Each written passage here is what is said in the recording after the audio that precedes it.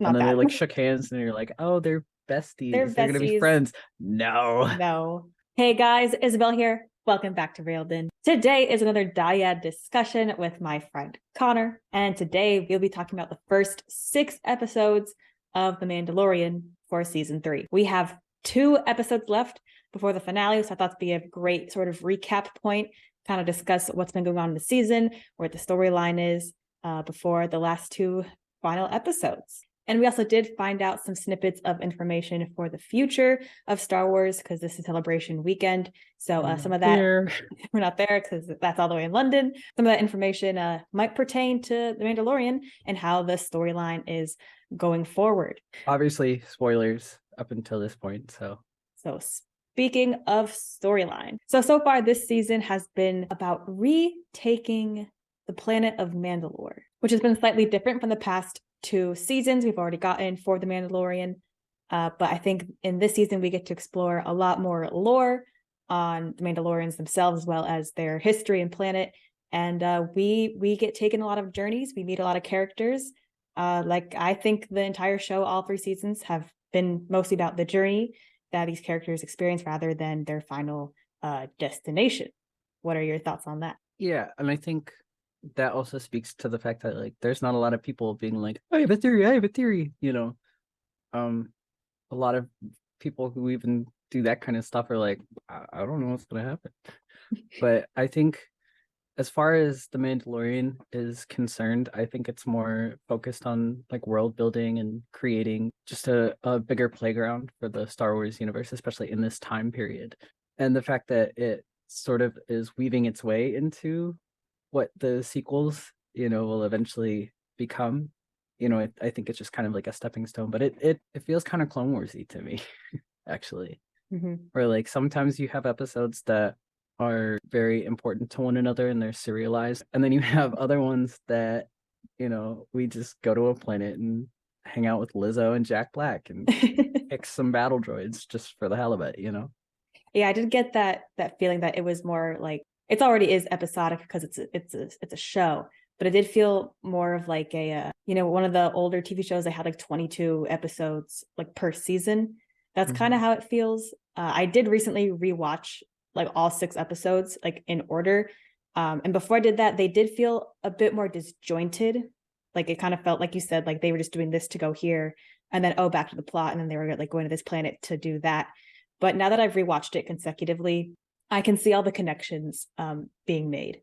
So, and it is taking its time. It's like going quickly, but also like taking its time to get to the whole like Mandalore situation, which I understand because they're trying to retake an entire planet, which is not just going to happen in a day. An entire planet that's in ruins. Yeah, which is why I think they showed the Mines of Mandalore episode 2, like so early in the season, because you see the entire destruction like of the planet. They have so much work to do, not just physically, but like politically and economically. So I think each little side quest they're doing is adding that stepping stone like back into that story. So the Jack Black and Lizzo last episode, I have weird feelings on the episode. It definitely wasn't my favorite, but I did appreciate that, now they have someone who could back them sort of politically, at least say that they recognize Mandalore as being a planet once again. So there's little things like that I think people haven't really been paying attention all that much, or they just don't want to pay attention all that much.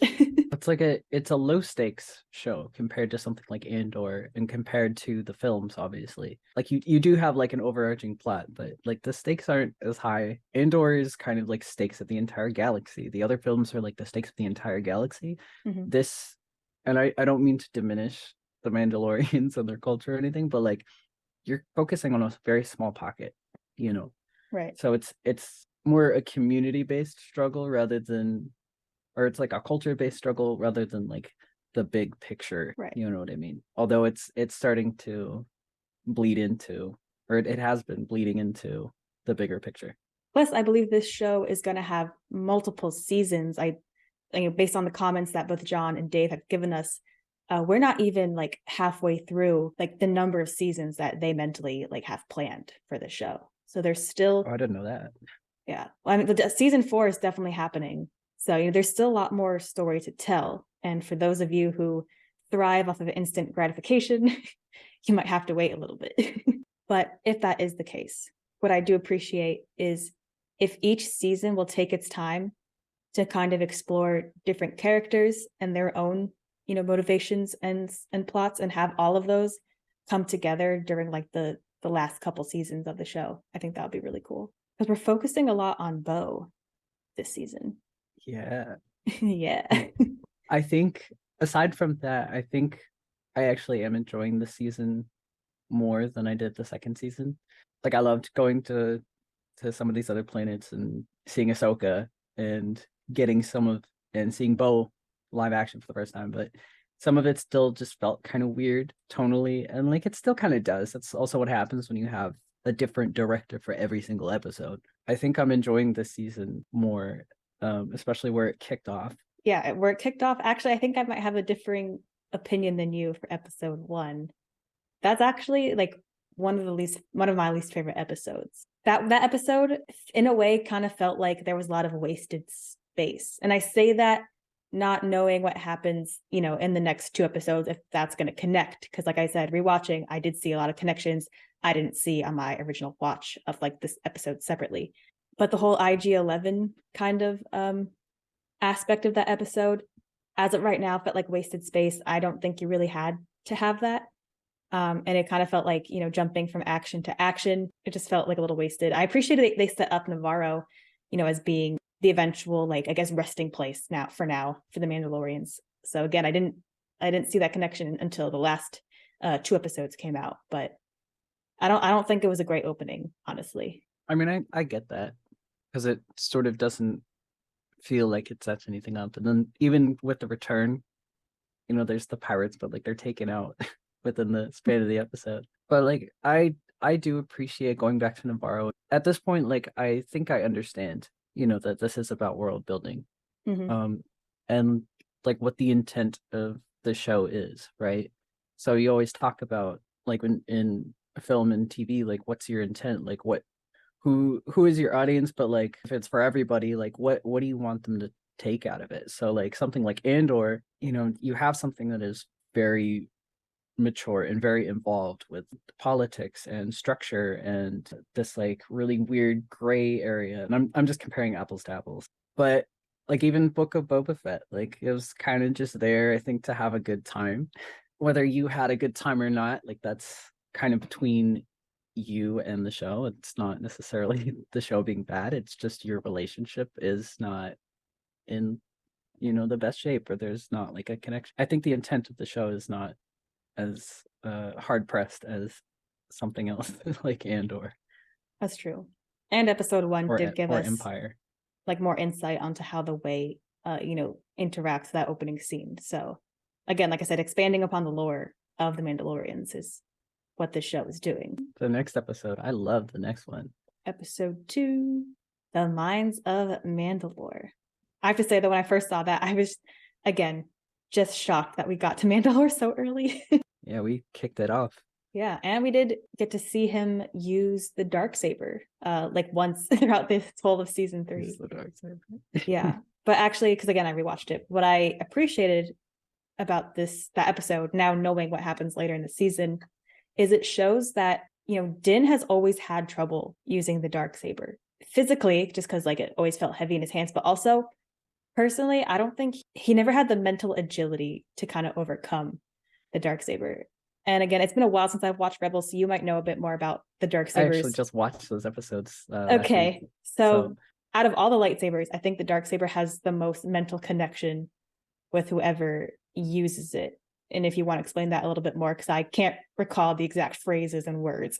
But it definitely seems to be, since like the kyber crystals are like semi-sentient, right? Because they're bonded with the Force and they sort of are a conduit of the Force. And it seems to be that kyber crystal and that saber is more demanding in terms of its flow of the Force. And so especially to have someone who doesn't have that drive and doesn't have the connection or doesn't have a sensitivity to the Force, I think for someone like Din or even someone like Sabine, who are reluctant to it, it can sense that.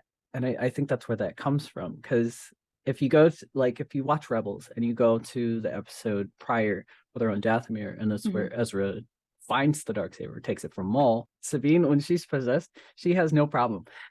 Right. Spirit of the Night Sister has, very little trouble. But I think it's because of that connection to the Force and because of that drive. And Bo has always had that drive, whether she wants to admit it or not. I think at the point of Rebels and at this point in her life, I think she's just been through so much from a young age. I think she was like in her 20s during the Clone Wars when we meet her. I didn't realize how young she was. Yeah, she was young in the animated series. Yeah, and she's seen a lot from a young age, but like she still has that drive. I think she still wants to do right by Mandalore, no matter what. And at the time, it meant Death Watch. At another time, it meant fighting the Empire. This time, I think she's still trying to figure out the means to do that. Yeah, she seems a little lost at the moment. But I still do think she wants to do it. She just doesn't want to necessarily rule, because there's a lot that comes with ruling an entire people, an entire culture. Again, I think she just wants to do right by her people. Right, which is kind of in contrast to Din, because I know there's all this uproar going around on the internet. I don't think Din has ever wanted the Darksaber. He first gets it from Moff Gideon, not because he's fighting for the saber. He's trying to save his son. And he just happens to defeat Gideon, and that's how he gets it. He wants to give it to Bo immediately, but because that whole tradition. Yeah, tradition. No. She says no. And then again in Boba Fett, the Darksaber is not his first weapon of choice. In that meat packing facility, that's his last weapon. He's being surrounded, so he pulls it out, and it's super heavy. And even when you think he might finally have a mental breakthrough with reuniting with Grogu, he still never tries to test if he now has the ability to successfully wield the Darksaber after that. I actually kind of forgot he had it because it's always in his back pocket. It hardly ever comes out. And even the whole the legend of whoever wields the Darksaber can retake Mandalore. I feel like people forget Din did not go to Mandalore originally in order to retake it. He was only concerned about atoning for his sin of taking off his helmet, bathing in the waters.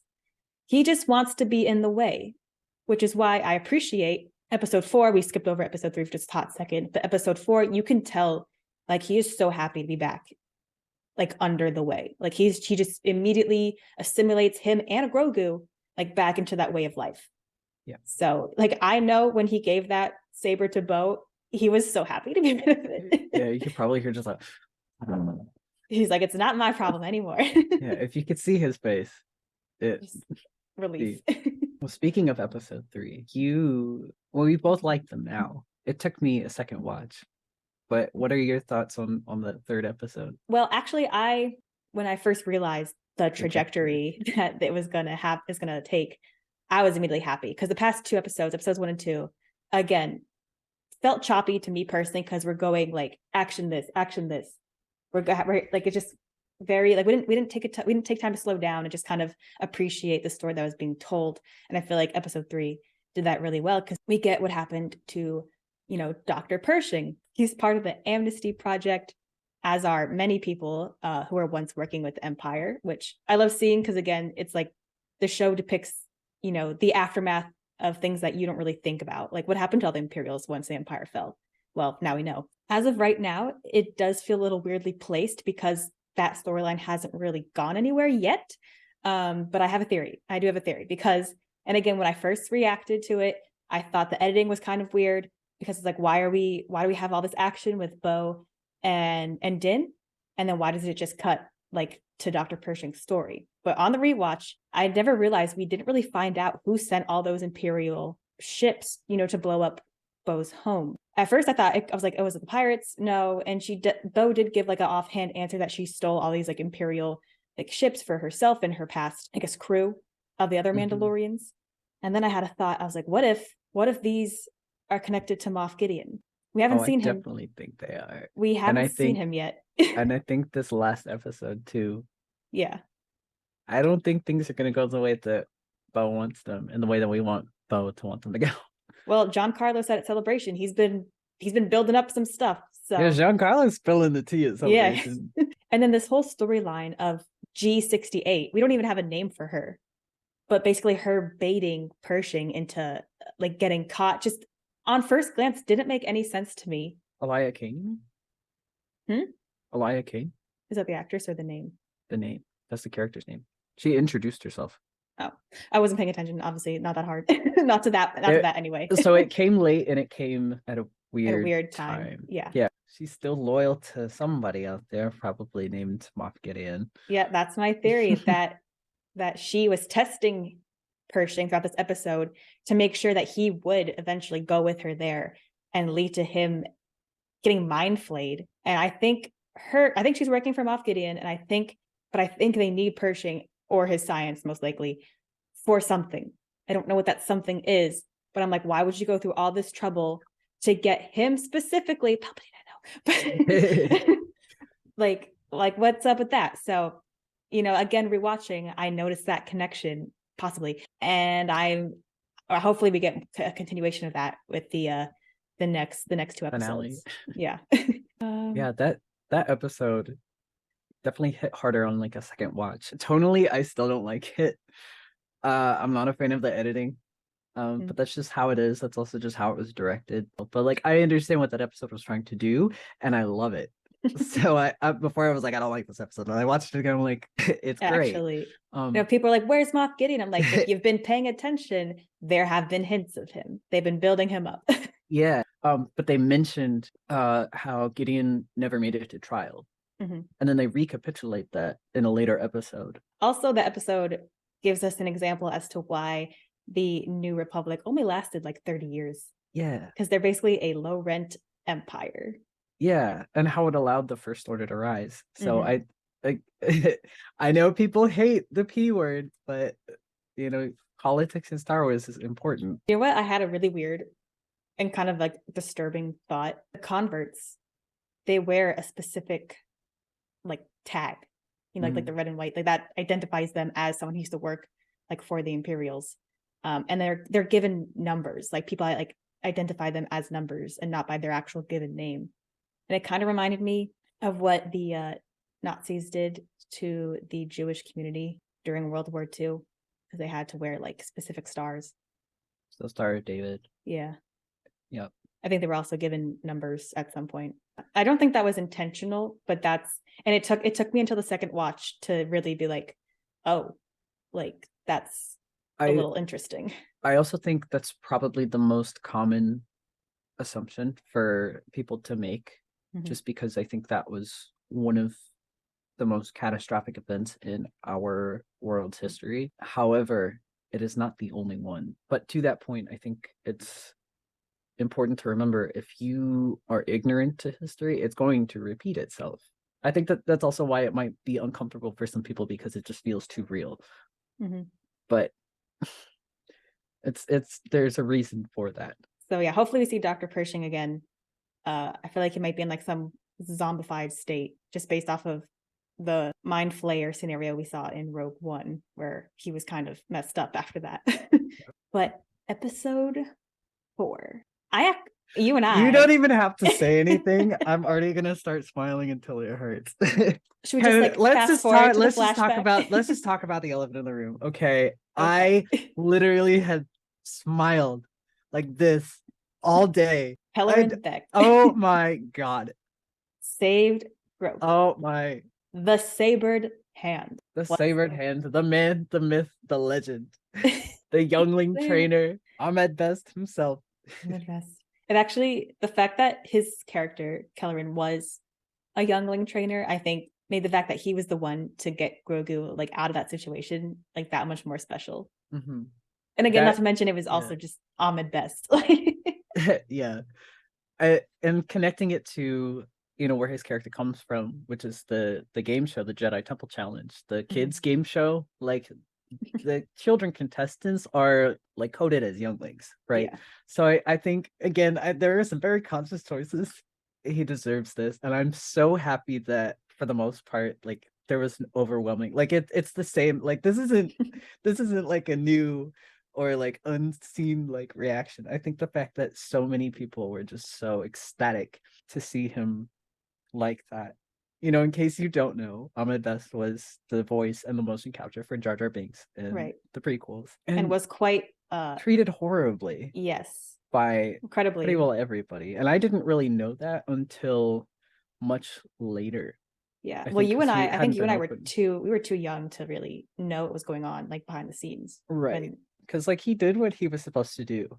yeah. I'm not like the biggest Jar Jar Binks fan, but I do remember like for a while, like I did find his character very funny, Yeah. and I mean, he was for the kids. yeah, yeah. So he did exactly what he was told, and he did a great job at it. Yeah, I was watching a really quick interview again at Celebration with Dave and John, and they're talking about Keller and Beck. Again, they took that inspiration from the game show and the fact that he was a teacher specifically for younglings. Like he wasn't just like master and like apprentice or like Padawan. It was like that was his role Yeah, basically in the universe.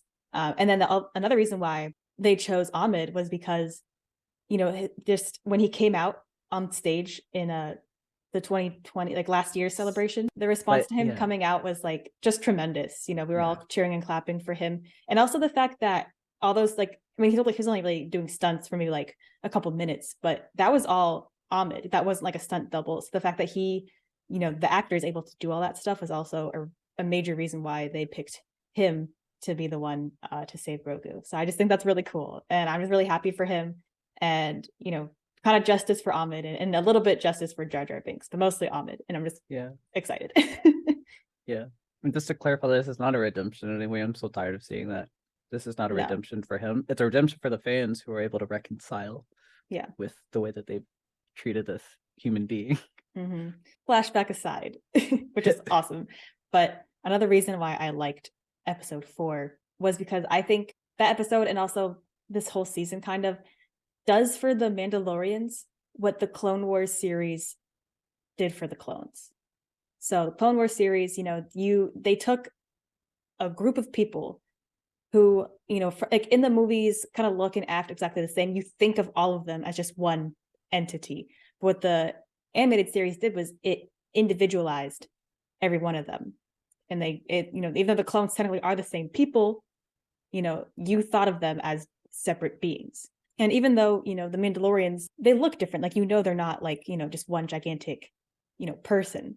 But I think their culture and their background, I think usually gets passed over just because we don't know a lot about them. We kind of think of them as being rigid and stiff, kind of like a spoil sport in a way. So I think this episode specifically, because it focused on their training, their way of life, how they work together to, save a foundling. So I think it kind of humanized them a bit, which I appreciate, especially if you're going to focus on the entirety of Mandalore, in this season and further. I think that was pretty great. I agree. And that's another reason why I say this show is very Clone Wars to me. Mm-hmm. Because it's just a lot of world building, and sometimes there's character development that goes the way you want character development to go. Mm-hmm. But even that, like I would classify that as major development. And again, it also shows that Din is very happy being back in the way. Yeah. Yeah. And his connection to his culture. Yeah. And honestly, at this point, in terms of Bo's character arc, I suppose, at this point in the show, she's kind of lost. Like her home just got blown up. Her crew, I don't know what to really call them, but her crew like left her because she wasn't like good enough. Like she didn't come back with the saber. So the fact that she kind of joins the watch, I think it's because in her mind, she didn't have anywhere else to go. She didn't have really anything else to do with herself. So, this family basically offered themselves to her. And I think she just accepted because in her mind, she's like, what else is there? And I think as cuckoo bonkers as I think sometimes the children of the watch get framed, or the way that they get perceived, like there's still a very community based like culture. And also for her sort of going back to wanting what's best for Mandalore and being connected to her culture, as like I said, as cuckoo bonkers as they are, like they're kind of like a true Mandalore, like compared to the fleet, especially the way that we've seen them where they are currently, on the fact that they abandoned her and just kind of set up camp somewhere else and are probably doing super nefarious things, like they've lost the way. The way of the Mandalore is community and connection. Mm-hmm. Which is why I do think the armorer made a good choice in having, yeah, at least for now, having Bo be the one to sort of bring everyone together. One, because she's literally part of the royal family. Like, she knows what the original planet of Mandalore was like, how it was structured, how everything was run. Now she understands how the Watch lived their life because she's been a part of it. And then she's also had time with they're mercenaries right now, I guess. I guess I'll just call them that. So, she's been, like you said, she's been through so much. She's kind of been everywhere. She's seen, most of the different factions of the Mandalore. So I think she's pretty good to have everyone come together. Because until episode 2, Din admitted he's never been to Mandalore. Yeah. Technically, he's not even Mandalorian. Like, we know he is, but like blood, if you wanted to go by blood status, he's not. Yeah. So even blood or not, growing up in Concordia and growing up on Mandalore, I wish they would go a little bit more into depth with Bo and the fact that she comes from the Kryze family, which led and ruled Mandalore for quite a bit. Like, I don't know if there's like a whole lot about that to my knowledge. I don't think there's, I could be wrong if there are any like books or anything. I would love to read them, but I don't know all that much other than Satine, which she wasn't even mentioned. That shocked me. I expected a name drop of Satine, not just like her father, and I think she mentioned a brother. Yeah, she mentions her father, which also suggests that like they also have like very different accents, right? But they're sisters. They're supposed to at least be sisters by family. That's not always the case by blood. Sometimes you have adoptees and all that. Or maybe she's like technically a stepsister, and they just don't call it stepsister in the Star Wars universe. I don't know, but I would like to explore that a little bit more, and I was hoping we would actually get some of that in those quieter moments with Bo, even if she's just kind of like voicing her deep inner thoughts with Grogu. But we do still have 2 episodes to go, so that could still happen. That's true. I hope it does. I hope too. It does. And if it doesn't happen in this season, I hope it happens next season. Do you think she has to be redeemed though? Because I've gotten some comments where like, no. I'm so glad they're redeeming her. And I'm like, did she need to be?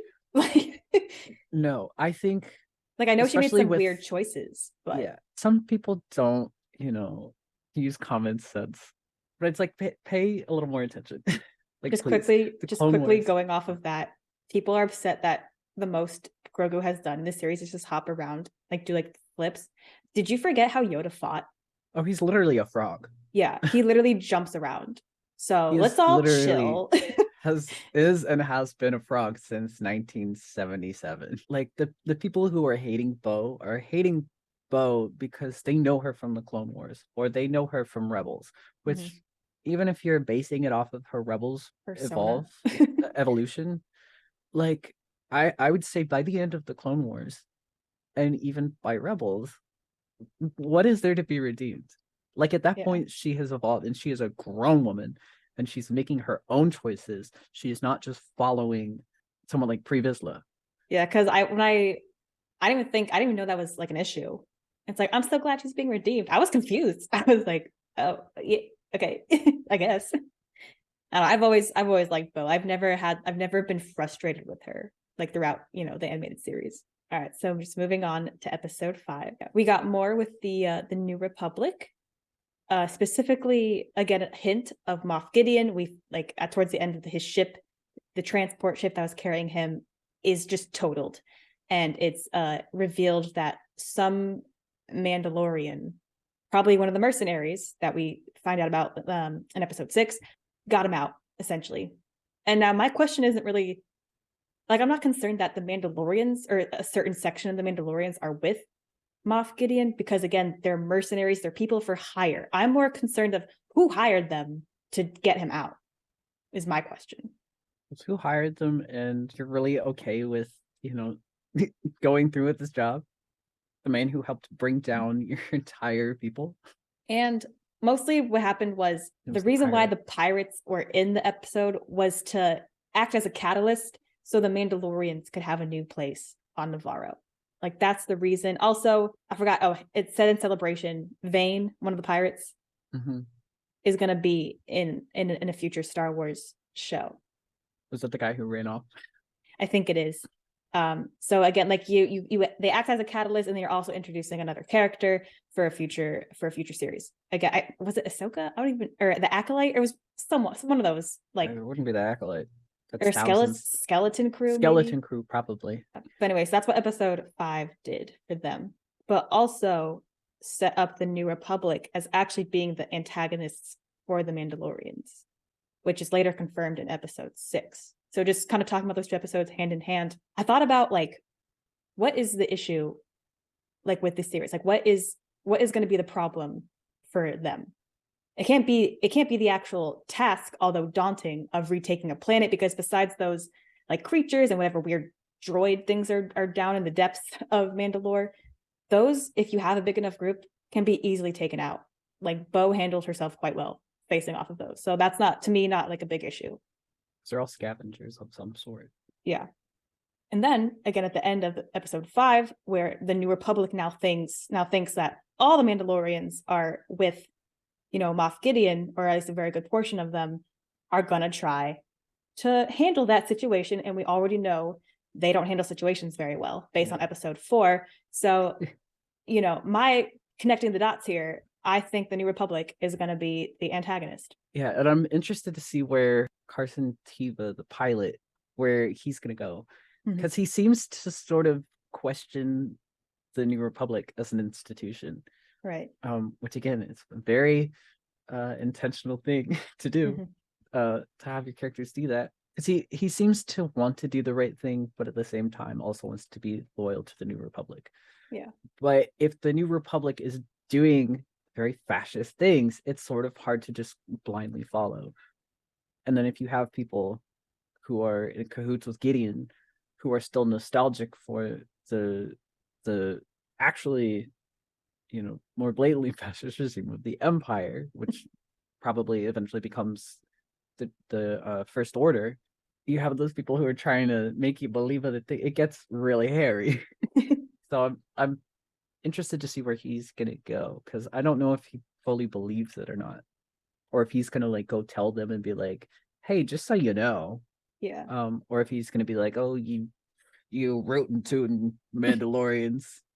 Well, I think he's gonna find himself in, like, kind of a sticky situation, because the fact that he was, like, on comms with someone as he was discovering this, it's gonna be reported, I feel like, in some way, shape, or form. And then I feel like he'll at most want to, like, get information from the Mandalorians, and then someone might say something that is misunderstood, and then there's gonna build tension with that, as I think I see where that's going. Or Elia Kane, who just walks into, like, the top office apparently whenever she wishes, like, might kind of overhear this, and then like she did with Carson Teva, instigate that situation for her own or Moff Gideon's benefit.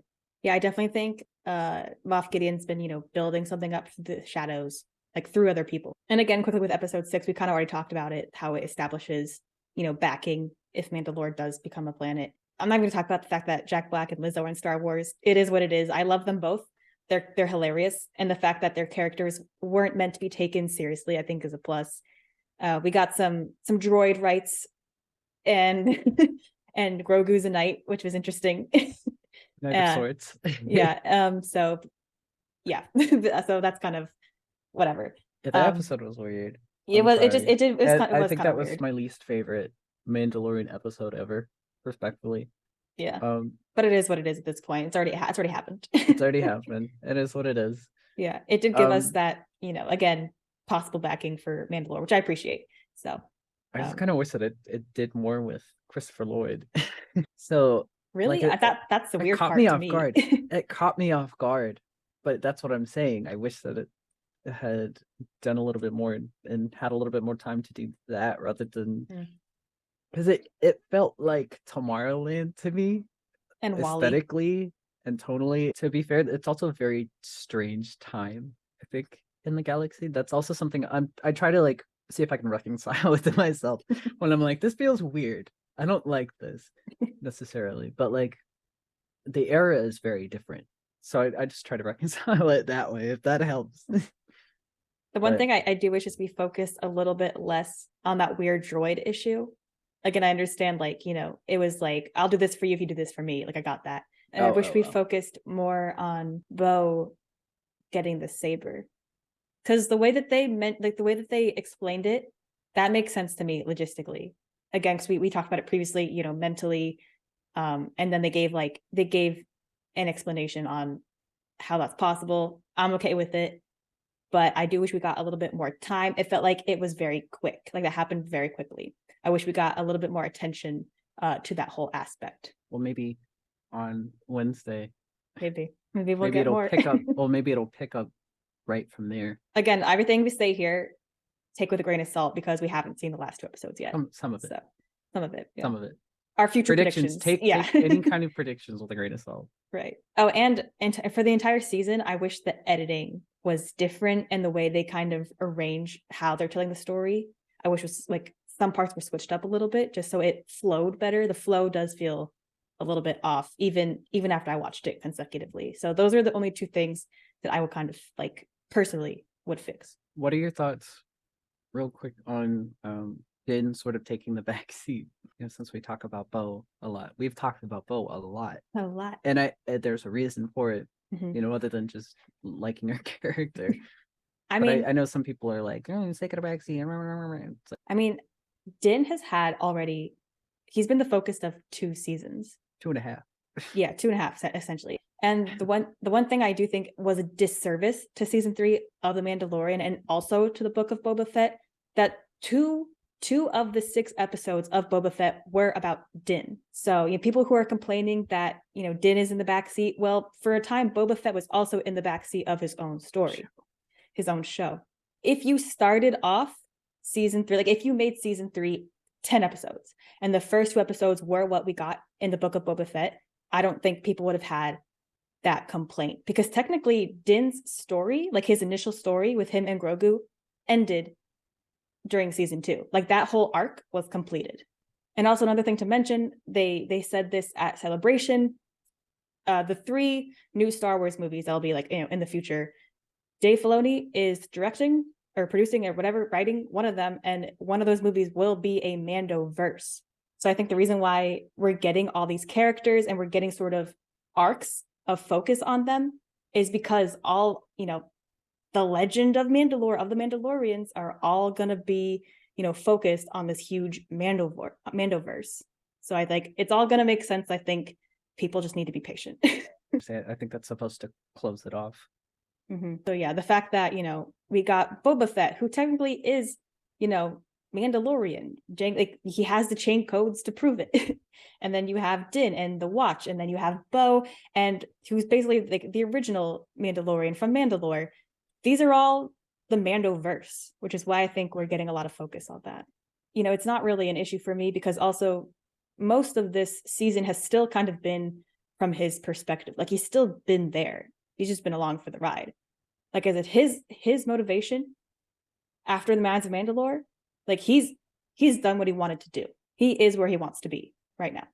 He's just along for the ride at this point, which I don't have an issue with. Again, I like Bo a lot, so I'm not complaining. The story's still interesting. Again, this show is mostly about exploring the lore, which I always love. I love world building and things like that. So not an issue for me. I'm perfectly happy. He just wants to be a dad. He just wants to be a dad to his adopted son. He's literally just traveling to different places with his son. They're going on a galactic world trip or road trip. Galactic road trip. A galactic road trip. So how do you feel about it? It doesn't really bother me either, for a lot of the same reason. Like, because like they're kind of like even, I would say. Yeah. Like instead of like I think we were sort of given the idea not only in the end of the second season, but like by the marketing, that she was going to be like the main antagonist to Din, or that Din was going to be an antagonist to her. Yeah, which is not at all how that panned out. Yeah, so they're more or less partners and co-stars. The other thing is like you can't have all of this happen without the other one. Like if Bo isn't there, Din would have died. Din would be dead. That would be the end. The end. No more Mandalorian. Yeah, without Bo, you can't have Din doing Din things. But without Din, you can't have Bo doing Bo things, because Bo also, if you think about it, probably would have died. Had she not been away. away from her castle to go to Mandalore to go save Din, she would have been overrun. All that being said, though, I don't think until like the last couple episodes, Bo actually like had it in her head that she was going to like try and take back Mandalore until the armorer said something. So the armorer is such a mysterious character. I don't really know what her motivation is, like why she also wants to go back so badly, and how she already apparently had living water like on stash, you know, like just like ready to go. But I got the feeling that the armorer, who we don't know her name either, I feel like she knew Bo personally. And again, with this whole, we haven't gotten a lot of family background yet for Bo. I wonder if there's a connection with that. Also, the idea though, like I said, if it isn't described in detail, and there's the possibility that like Bo and Satine were stepsisters or something of the sort. Maybe this woman is Satine's biological sister. You know, you never know. Because Emily Swallow does not have that accent. I don't know if they told her just like have that accent because it's mysterious, or if she just tried it in her audition and they were like, yeah, we like that. But Emily Swallow has a like a metropolitan American accent. Yeah, and the fact that she like had all this alone time with Bo, and just like, I don't know, she was like extra soft with her in a way. Yeah. And I don't know, I just got a feeling that like something was going on there. It's also very hard to gauge how old a Mandalorian is, because you can't see their face, you can't see their skin. So it could also be, you know, she's mentioned her father. She never mentioned her mother. Satine, I don't think ever mentioned her mother. I don't think Satine ever mentioned any of her family. So there was a Duke, but was there another Duchess? We don't know. I don't know, man. Again, Crazy. it's something I hope gets answered at some point or pretty soon. I don't know what's gonna happen in the last 2 episodes. I'm assuming at some point they're gonna all convene. The new Republic is gonna do something with all that information that we just talked about. And but other than that, I'm not sure. I don't know how this season will end. Well, honestly, that's all I really had to say about the past 6 episodes of season 3. Did you want to add anything else? Nope. All right, guys. So that was our discussion on episodes 1 through 6 of The Mandalorian season 3. Connor, thank you so much for joining. Always fun to talk with you about Star Wars. Well, guys, leave a like on the video. Comment, what did you feel about this season? What do you think is going to happen for the next episodes? Let me know. And be sure to subscribe to the channel so you don't miss future Star Wars reaction videos, Star Wars discussion videos, and on the occasion, Star Wars update videos. But guys, thanks so much for watching, and I'll see you next time.